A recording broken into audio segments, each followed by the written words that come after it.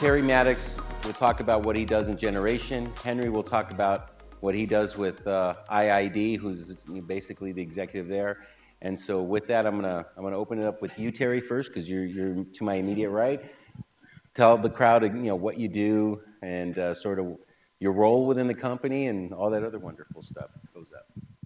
All right, so first up after lunch, how about that?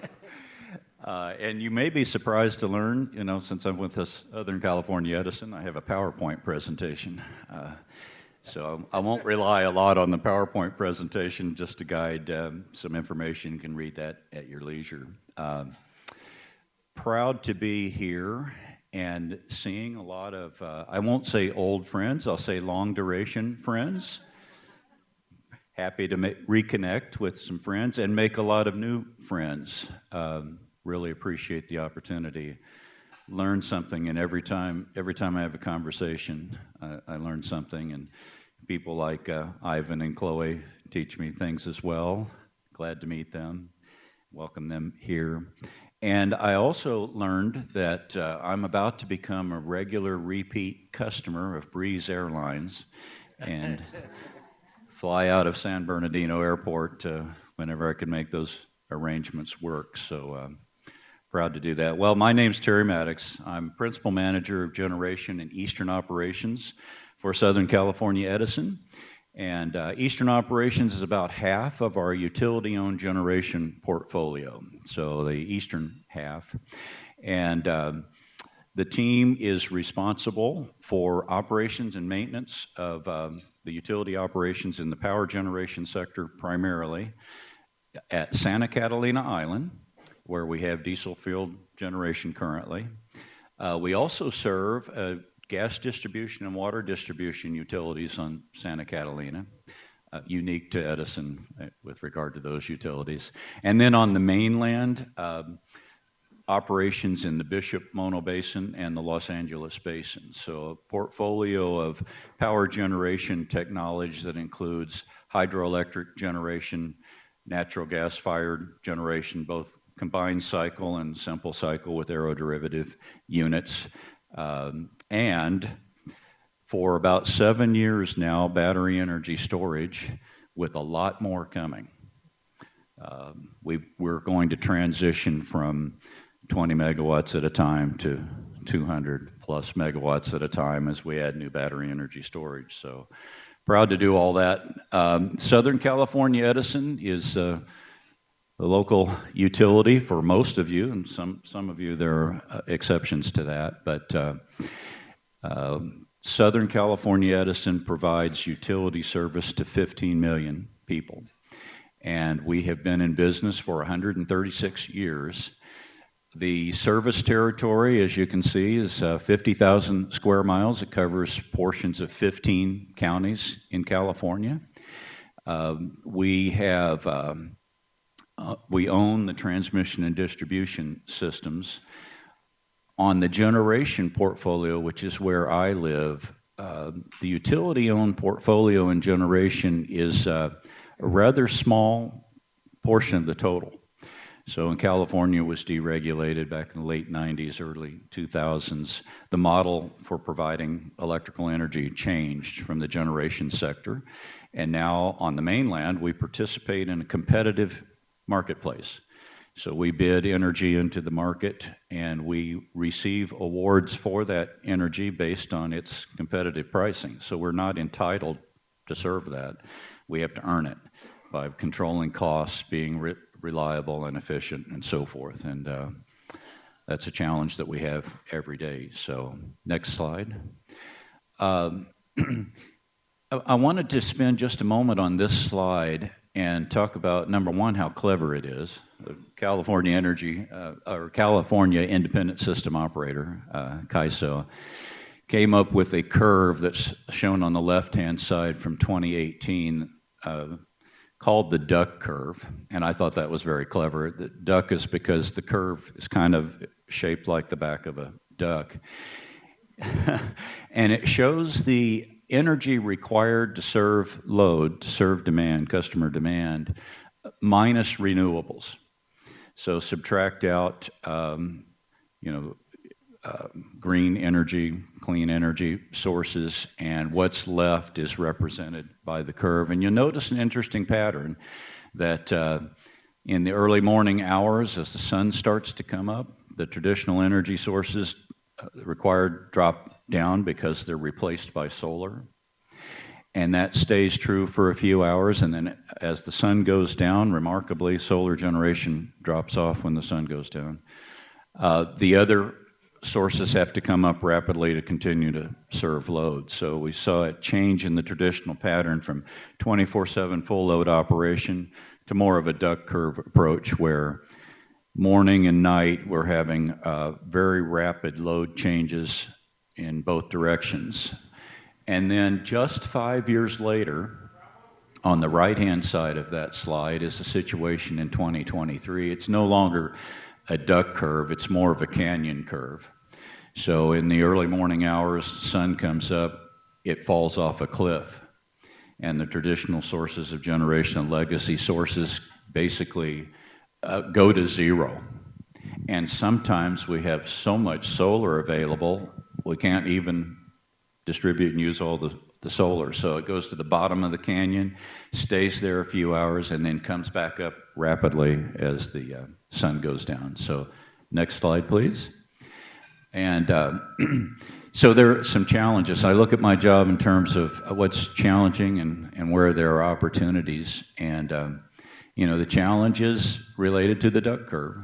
You've got a family of curves there. It was projected. California ISO did a pretty amazingly good job at projecting what was going to happen a few years back.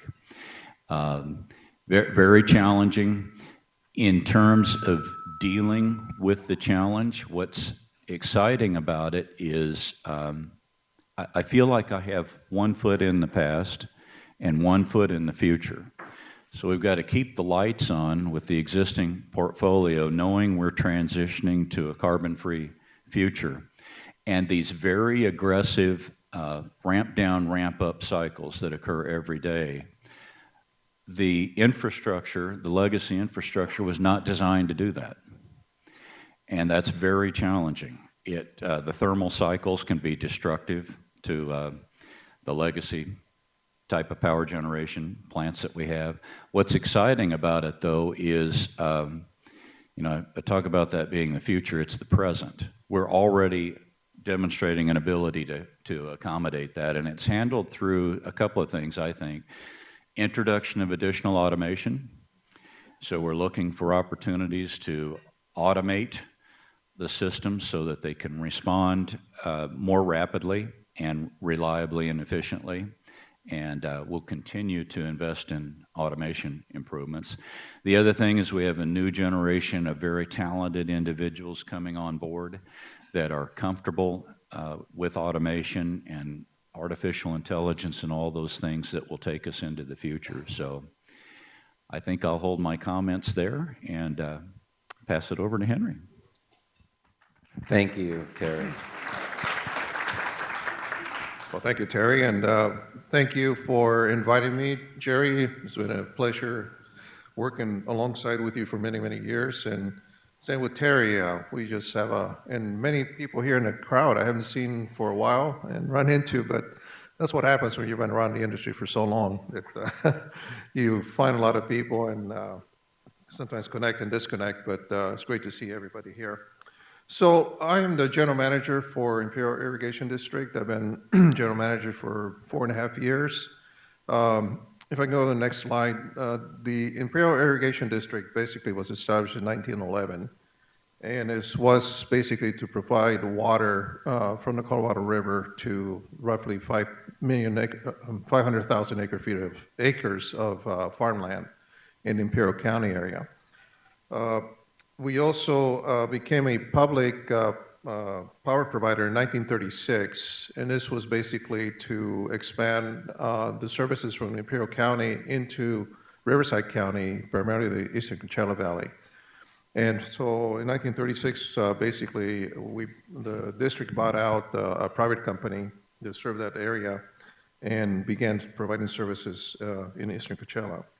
And I was told in those years it was nothing but jackrabbits in that part of the country. So Not a lot of load, but if you go to the Coachella Valley now, you just see the expansion that's been going on. Nothing like it was in 1936 when the system was started in that area.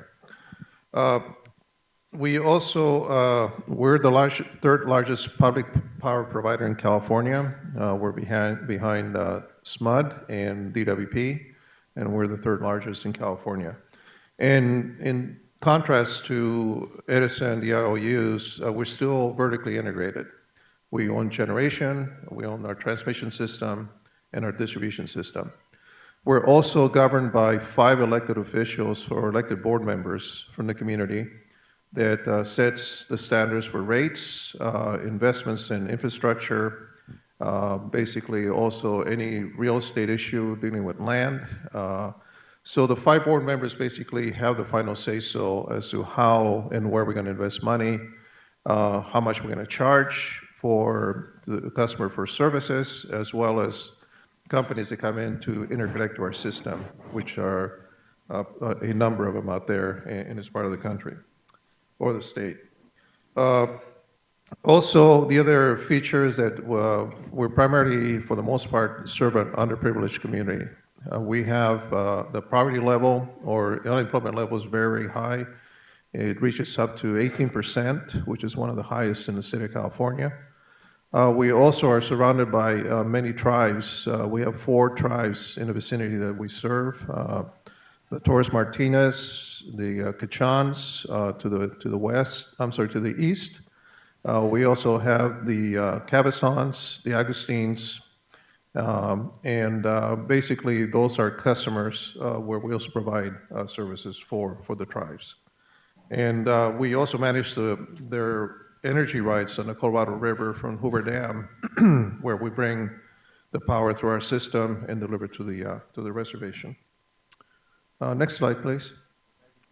This is the outline of our service territory. As you can mention before, it's borders of Mexican border to the south, Arizona to the east, San Diego County to the west, and to the north, basically San Bernardino or county. We don't serve San Bernardino County, but we do serve, like I said, Riverside County. The other thing of interest you'll see here is the Salton Sea. The Salton Sea, if you've been following the history of the Salton Sea, is a challenge that we, as the utility in irrigation district, we have been working for years to address the issue of the environmental issues that have been created over the years because of the lack of water, and also just the decay, in essence, that's been going on for several years due to a number of decisions were made on water transfers between irrigation district, Metropolitan Water District, San Diego County Water Authority, and Coachella Valley Water Authority. So that's another sideline that we have to deal with aside from just serving power to our customers. Next slide, please. So just a quick energy overview that we have. We're a balancing authority. We're one of 8 balancing authorities in California. We're not part of the CalISO. We run our own system. We've got to maintain and comply with all the regulatory requirements from the federal government and FERC. Reliability, we have to carry excess capacity. Basically, all of the services that a controlled area requires, we provide within our service area that we provide customers to. The service area is approximately 6,500 square miles, which is quite a bit of rural area. We had 162,000 customers, and our peak is an interesting peak because we peak heavily in the summertime due to the weather. Temperatures of 120 degrees in the summertime. The demand is so high with air conditioning that we see our highest peaks during that time of the year. And the last peak that we had was 1,100 megawatts, and that was August of last year when it hit 122 degrees during the day. We also have to the north of our headquarters what was known as the non-geothermal resource area, which is basically where geothermal sited. And there's a large potential of developing geothermal. There are 10 plants now operating in the valley, and our plans are being laid out now to build another 7 plants that will total somewhere in the neighborhood of about 800 additional megawatts of capacity. And this is all clean energy geothermal development. This also being coupled with lithium extraction, which is another product that is being basically requested and advertised. The other thing is that because our location, both geographically and transmission-wise, we have a lot of interconnections. We have battery projects that come in, solar projects that have come in. We have wind to the west. And in general, I think because of the climate and so much solar that we have down there, the solar radiation is so high, and the fact that also land is relatively cheap, there's a lot of attraction to invest and build a lot of facilities in that part of the country. So let's go to the next one. So here's mentioned capacity. Here's kind of an annual profile of our capacity through the year. As you can see in the winter and the spring times, we actually have more energy produced and under contract than we need. And that's because the weather's so mild that we just don't have the capacity. We don't have the capacity requirements, or I should say we have the demand to match our capacity requirements. And as Terry was saying, when that happens, basically the excess capacity is sold into the market. We shut down our operating units, and basically we rely on the contracts that we have available for capacity. But then you go into the summer months, and you can see how it increases, and we start peaking around August, September, and that's when we get into the high demand. And then again, when we go towards the winter time, the capacity drops again, the demand and our capacity stays similar. And typically those are PPAs that we have encountered over the years, and so these are contracts of take-or-pay contracts that we gotta have that energy. And we have a organization that basically markets that energy when the market is correct, and also tries to leverage the energy that's available for other uses. Go to the next one, please. One of the areas we've been talking about is storage. The district built one of the first large capacity storage system, 30 megawatts, 20 megawatt hours of lithium ion back in 2015. This is a time when batteries were just starting to become a new tool basically for the industry. When we look at it now, it's ancient. We had at the time expanded and built the facility to add an additional 5 megawatts of capacity. But now what we're finding is the batteries are not available. The racks are totally different. The inverters don't work. I mean, they're not available for this technology. So we're still looking at expanding this particular battery and adding an adjacent facility to it that will use new technology and maintain this one until its lifetime expires. And actually, the battery's been performing fairly well. We lost probably around 5 to 7 megawatts of actual capacity in a period of 2016 when it was commissioned. So we see that probably running another 10 years, and then at that point it will be retired. But this is one of the issues on batteries, is that the technology has advanced so quickly now that the early entrants into the market have really have to deal with this aspect of reinvestment and retirements. Another program that we have for low income, if you go to the next one here, we initiated, this is just a view of the battery storage system that we have at one of our generating stations. And the inside to the left, you see the racks of batteries that are all in series there, and the inverters on the outside. Next slide, please. One of the, because of the low income community that we have, we entered into a deal with one of the companies to build a power purchase agreement basically for 30 megawatts, where part of this the cost of the energy that we paid for the capacity was $20.96 per megawatt hour. And the savings that are created here are basically deployed to low-income customers that we have. The special arrangements that we made with the Citizens Power Company out of Boston, this is the Kennedy Kennedy family-run company, that we came up with creative methods of installing the solar plants, centralized solar, and provide the benefits to low-income customers. And then the other, if you go to the next one, the other exchange that we have here, not necessarily an exchange, but we are sending power to Mexico during the summer. Mexicali is right across the border, and we reinstated a line, distribution line that will basically supply up to 27 megawatts capacity during the summer.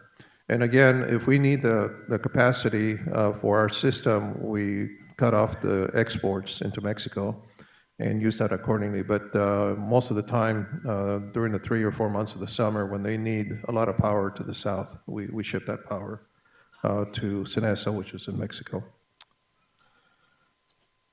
One of the big issues that we have, if you can go to the next one, is the energy supply that we're providing to the Coachella Valley will come up for discussion in 2035, which is not too long away, in regards to whether we continue to serve the Coachella Valley or a new structure would be created between the Coachella Valley and Imperial Irrigation District.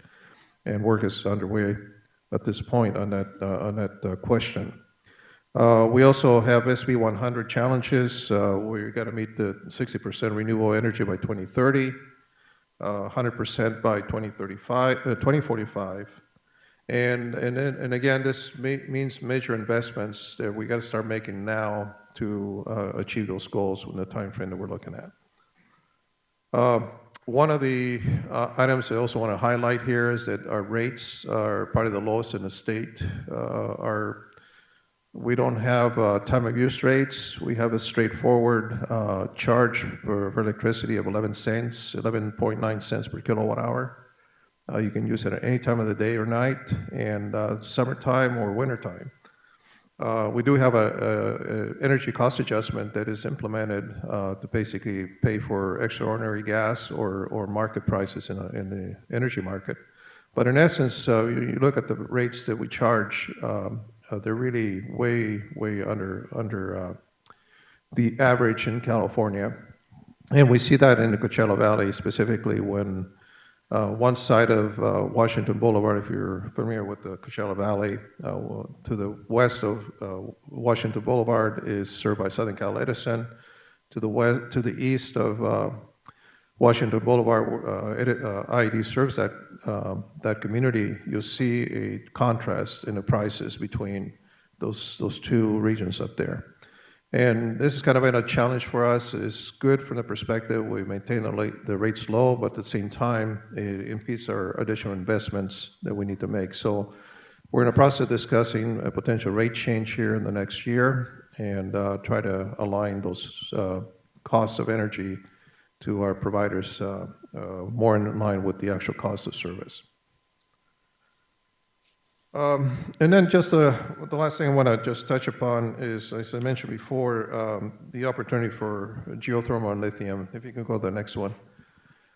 This is one of the game changers that we see in the Valley, not only from the investment opportunities. 3 large companies have basically set up shop to build, as I mentioned before, up to 800 megawatts of capacity that would basically be intended to be produced and then shipped, connected directly to the CAISO at their substation. We took a small part of the output here for our system, but most of this generation capacity will go to the CAISO and supplement the future retirement of Diablo Canyon and augment the more renewable energy portfolio that the state is looking for. And then the second item, is, I think, along with this issue, is the lithium. And people keep talking about lithium mining. This is not a mining operation. So what happens is brine is extracted from the ground, expanded through the turbines to produce the energy, and then re-injected back into the ground. So it's a closed cycle. What the process that they're going to be using, and they've already proven it, is to extract like 3% of the brine that has been before it goes into the ground, send it to a process to precipitate the lithium, and then return the rest of it back in again. So there are no open mines. There's no water ponds, evaporation ponds. Basically, this is a very environmentally safe, and also something that just the process itself will produce geothermal and lithium. And this is where the community, as Secretary or the Department of Energy gentleman was talking about, the engagement of the local community is very important to get these projects off the ground. Because if you don't have the community behind that, these projects will never get off the ground to begin with. So let me stop there. I know we talked quite a bit about it, and I just want to have time for any questions you may have. Thank you, Henry. So I'm going to ask the first question of Terry. With now no longer a duck curve component, you have now the canyon. How are you ramping up? And I'm going to get a little technical here. We used to have the peaker, which was black start, energy. How are we ramping up to meet the demand once the sun starts going down? So what are the challenges you're facing in that particular area of generation to ramp up to that? Yeah, outstanding question. So the very aggressive pattern that's presented by the canyon curve is challenging, twice a day at least. And so we utilize all of our rapid start aeroderivative units. Edison calls those peaker plants. And we can fire those up from 0 to full load, remote automatics, push button. No one has to be on the plant site, 10 minutes. That's something Henry and I worked on years ago to implement that capability. That's extremely helpful in covering short duration load changes that are required. Aeroderivative units, they're like aircraft engines. So they start up, they're extremely reliable. They can fire up quickly, shut down quickly. They're environmentally friendly as well. And they are also black start capable, which you mentioned, which means that in the event of a grid separation event, which would create a regional blackout condition, so there's no external power source to the power plant to restart, a black start capable unit's capable of starting up and restoring the grid with no external power source available. And our peaking plants are capable of black start operation. We also have a large combined cycle plant that is a combination gas-fired combustion turbines, and we use the exhaust off of those combustion turbines to make steam to create energy through a steam turbine. That's called combined cycle. Extremely efficient process. And the flagship of the Edison fleet is Mountain View Generating Station in Redlands, California, 1,110 megawatts. And we have invested significantly over the last few years, 9 years or so, in enhancing the ability of that unit to respond quicker, to move faster. We call that ramp rate in the industry. So Mountain View Generating Station went from an ability to safely ramp at 4 megawatts per minute to 30 megawatts per minute through the investment in additional automatic control and control logic improvements. We also made some physical changes to the hardware that allow it to survive the thermal cycling twice a day at extremely high ramp rates, so that it's no longer destructive to the operation of the plant in the long term. And I would say with a great deal of pride that we lead the industry in that. So Mountain View Generating Station's #1 with regard to ramp rate and capability. So Southern California Edison, I think, has a lot to be proud of in terms of our industry leadership. And I was talking last night over dinner, and we talked about battery energy storage. So battery energy storage is a critical component of meeting the canyon curve. So we can utilize batteries instead of gas-fired peakers with charged batteries. We can also, at times when that canyon curve goes below zero and we're shutting off solar, free solar because we have an excess, we can charge the batteries. And then we can arbitrage those charged batteries, to use a Wall Street term. We can arbitrage the stored energy at a time later when it's needed to support grid operation or to offset higher cost energy. So battery energy storage serves a number of purposes. But on battery energy storage, I sent one of my leaders to a conference last week or week before with a mission to find out what the industry is doing in the battery energy storage arena so Edison could learn and adopt best practices, in our case in California locally. And this individual came back basically with the statement that everyone else at the conference was asking us what we're doing, because we're leading the industry in battery energy storage with partners like Gridstore and others. Tesla's a valued partner in the battery energy storage space. General Electric, Wellhead. We have combined batteries with combustion turbines and created hybrid plants. It operates kind of like a Toyota Prius. So you've got a remote automatic start. You can flip a switch and batteries can supply the capacity instantly. And a combustion turbine just can't match that. The ramp rate's not infinite. And we have combined a couple of our plants and created hybrid technology, and that helps too with managing the canyon curve. So we've got an 1,110 megawatt power plant that can cycle effectively 3 times a day every day with rapid ramp rate. And when the plant was designed 18 years ago, constructed, we never imagined that we could operate it that way safely, but here we are today, and it's not the end. We're continuing to make investments and further improvements. So more to come on that, Jerry. So let me add one more part to that.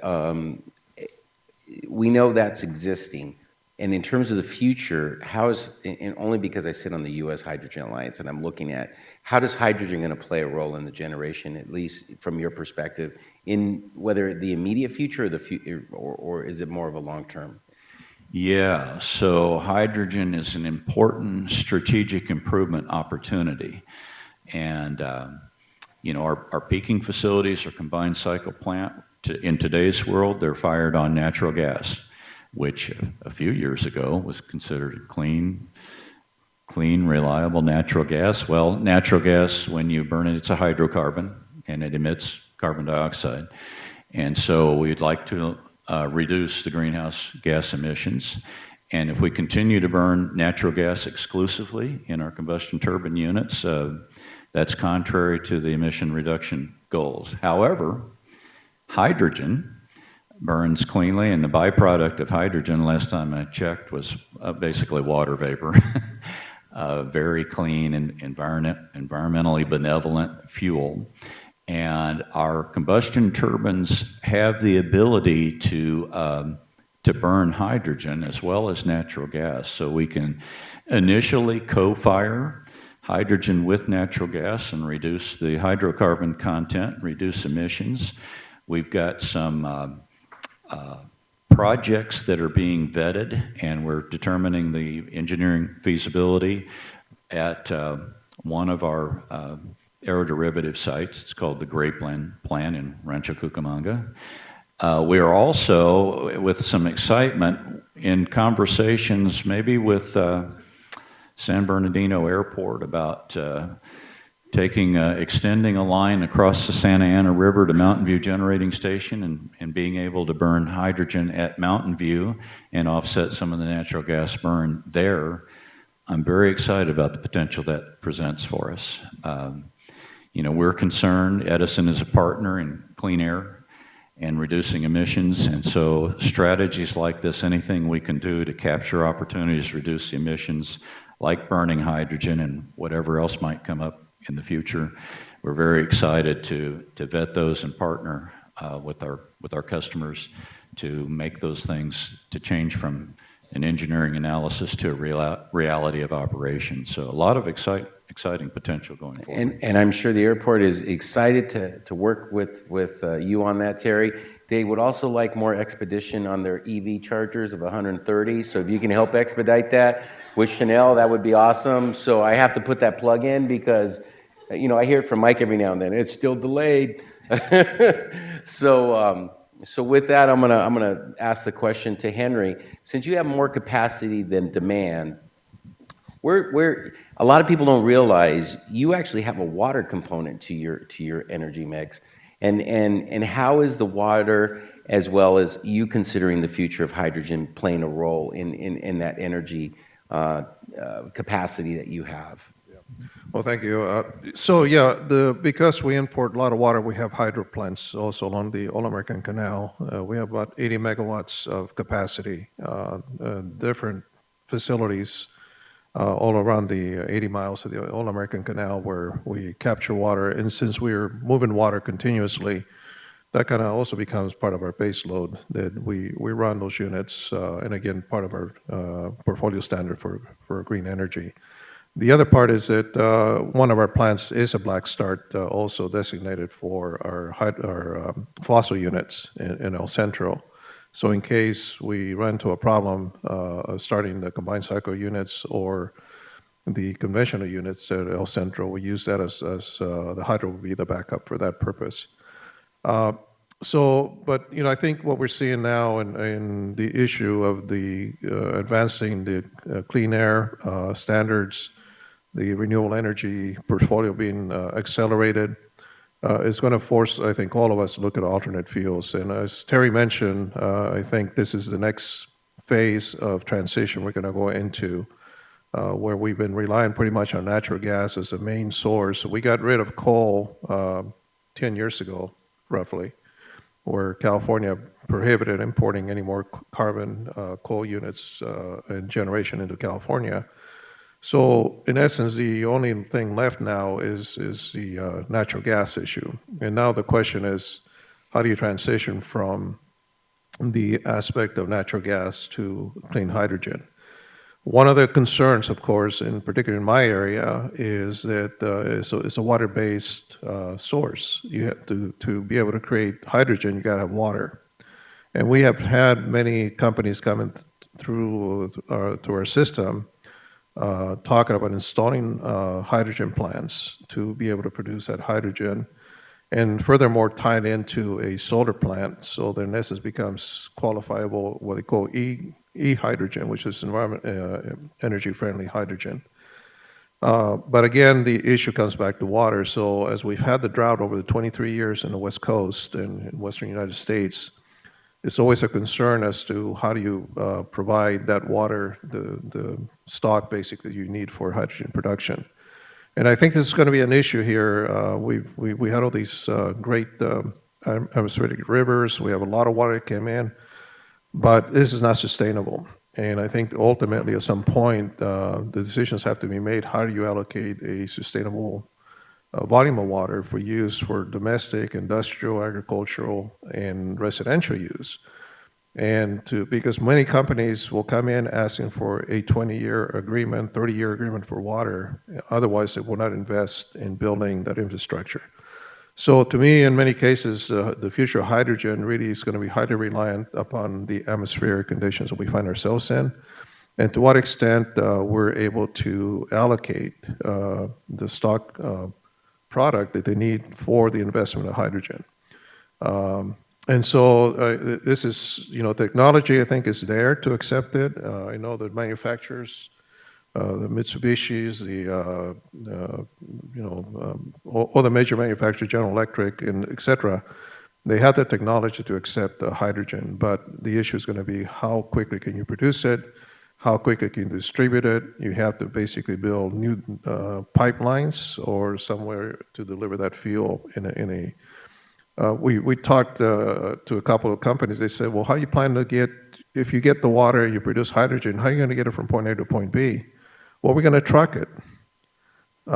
So, if you look at the volumes of natural gas we use now, and you look at the volumes of hydrogen you need to replace that hydrogen, natural gas, it's going to be, you need pipelines. You can't be running trucks up and down to deliver, like a water truck.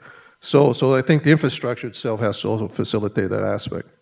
And then the last item is the hydrogen is roughly 7% of the energy component of natural gas. So when you think about it, 1 unit of gas has to be replaced by 1.3 units of hydrogen to create the same amount of power that you need. So there's a lot of trade-offs, but I think in general, the state of California is moving forward in this direction.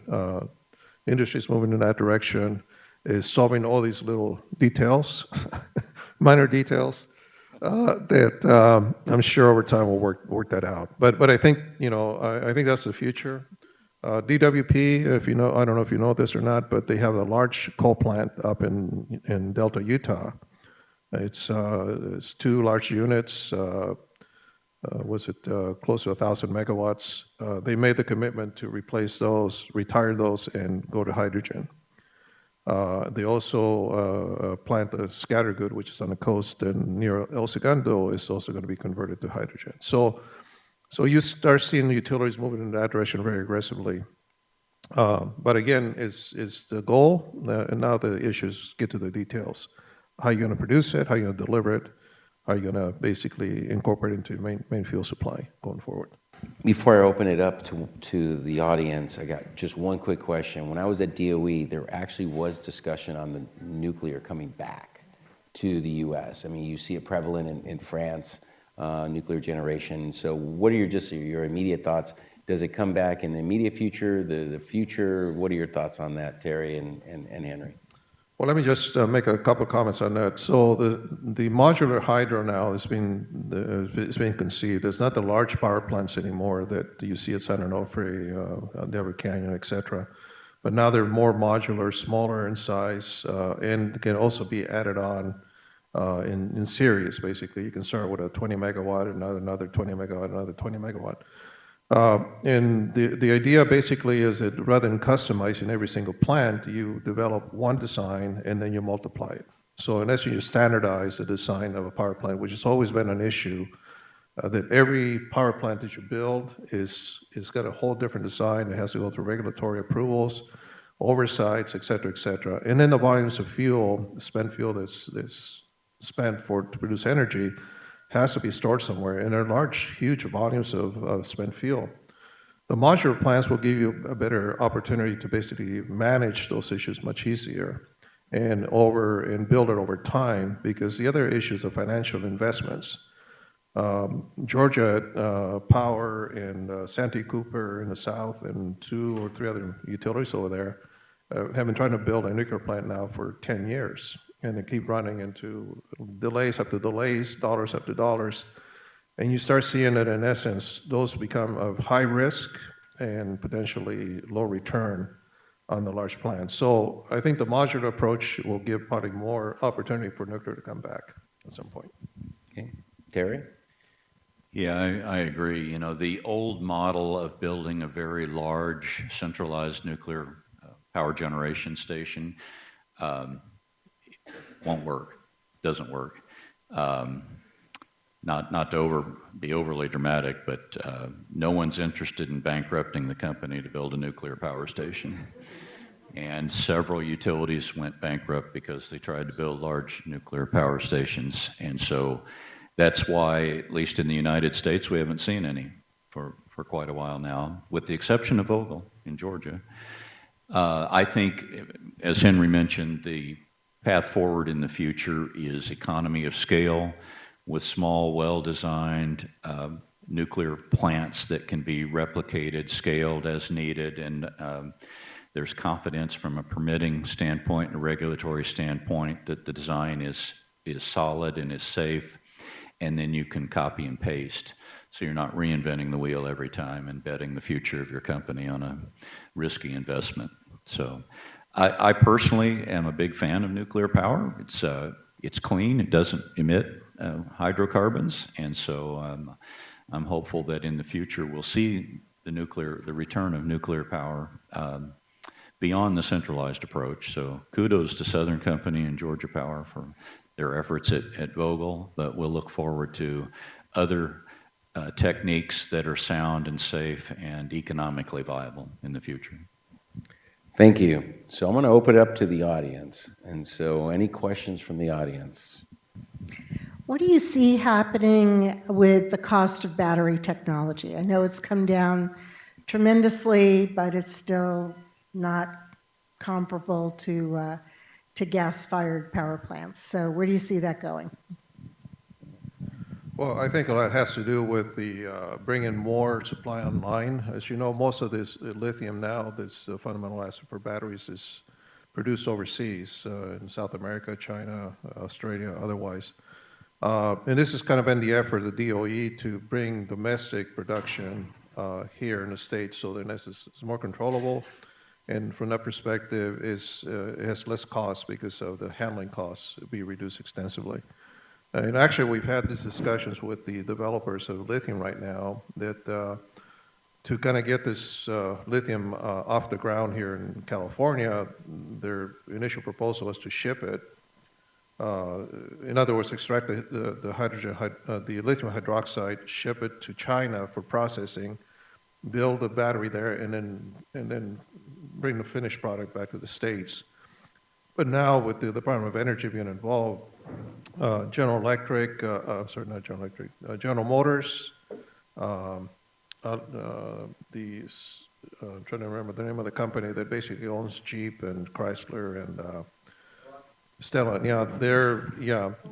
Stellantis. They're now looking at investing actually in developing a battery production on site.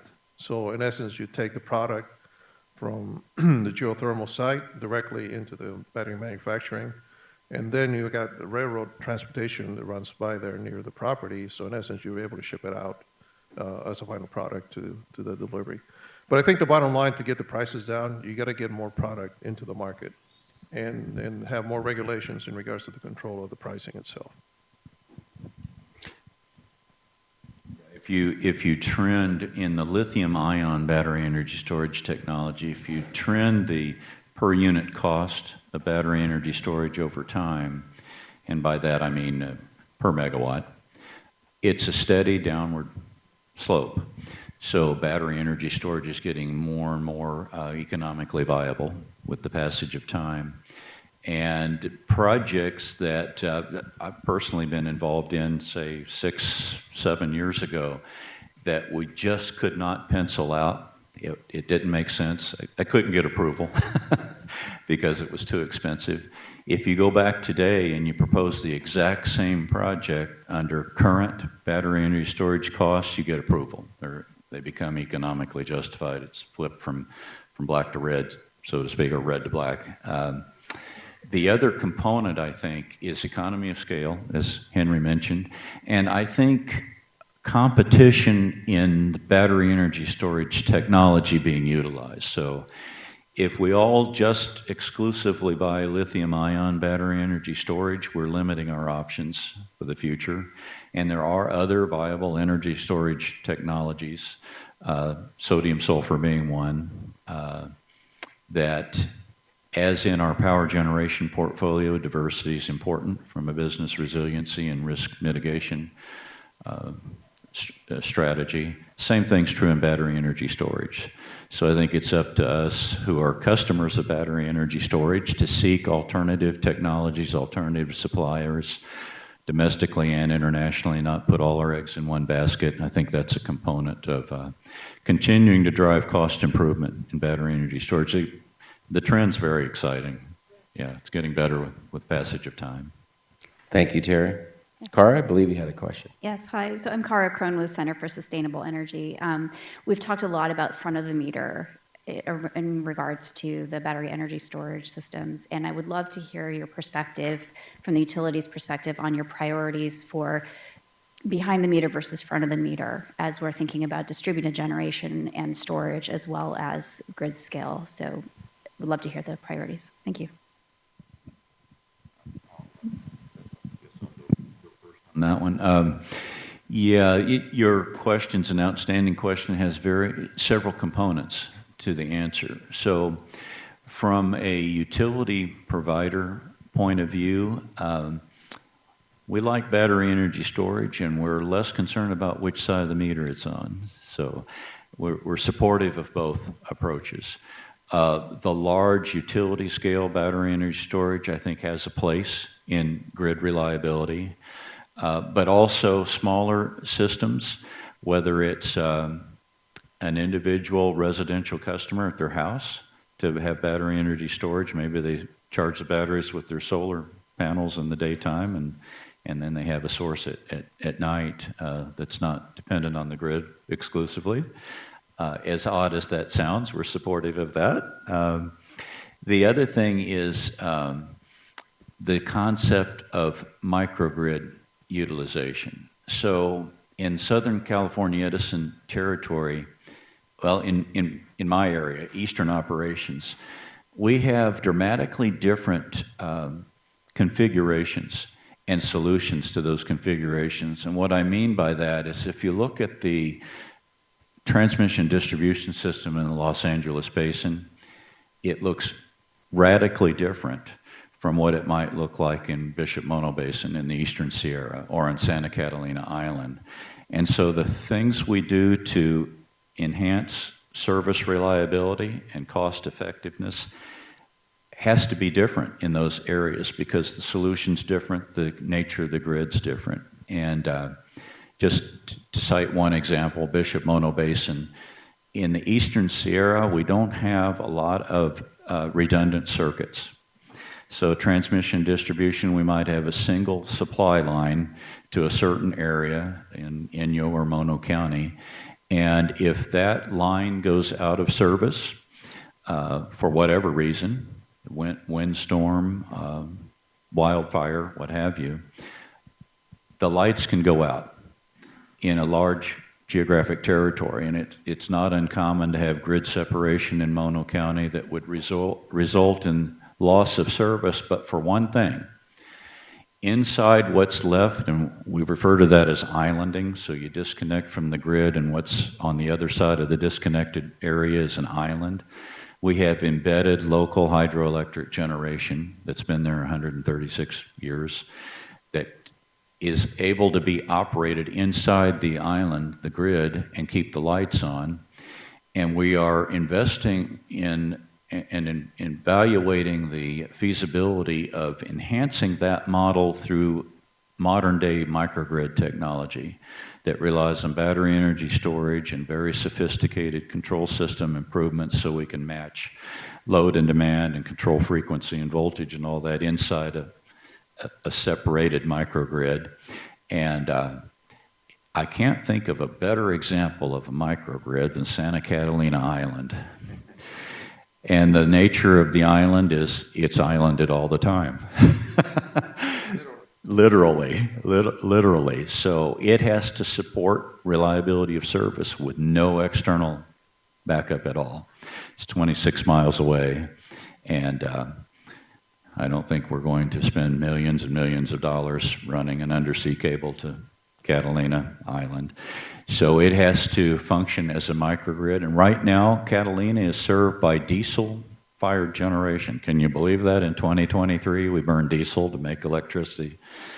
But we are in the process of soliciting bids to offset diesel generation on Catalina with renewable sources, and it probably looks like solar in the beginning.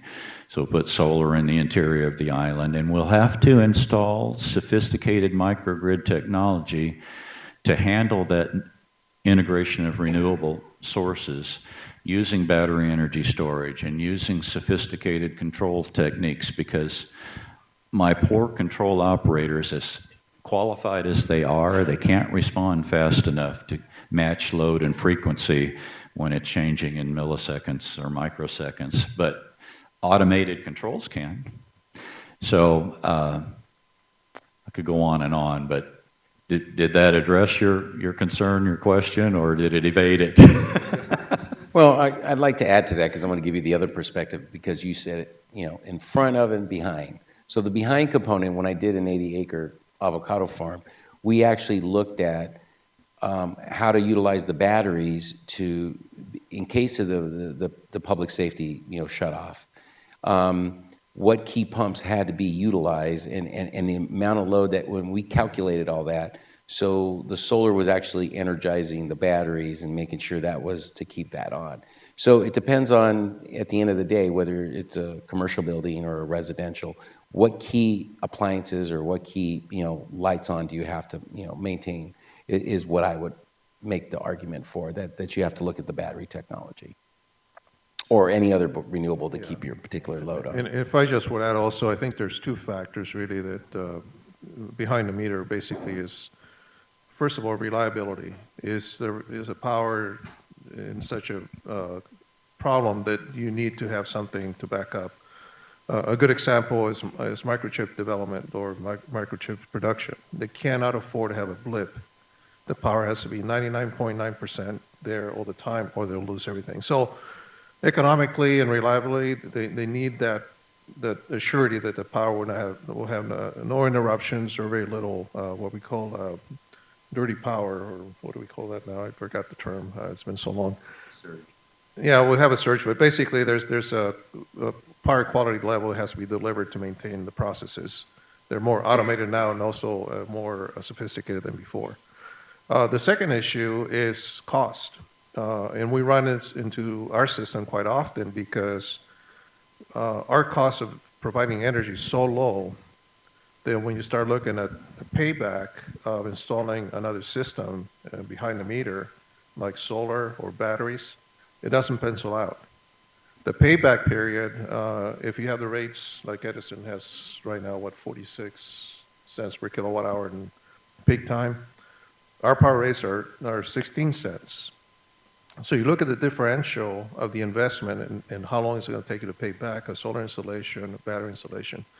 And that, in essence, prevents, in essence, for some of these systems to really pencil out economically in the long run. So it's got a little more other levers you got to think about in regards to, is it cost effective? Is it adding reliability? Is the process that you're running commercially really required? Et cetera, et cetera. But the technology is there. There's no question about it. It's just the application and like they say in real estate, location, location, location. So anyway. We got time for one more question. Anybody else? Seeing none? Well, thank you, Terry and Henry, for the presentation. Please welcome.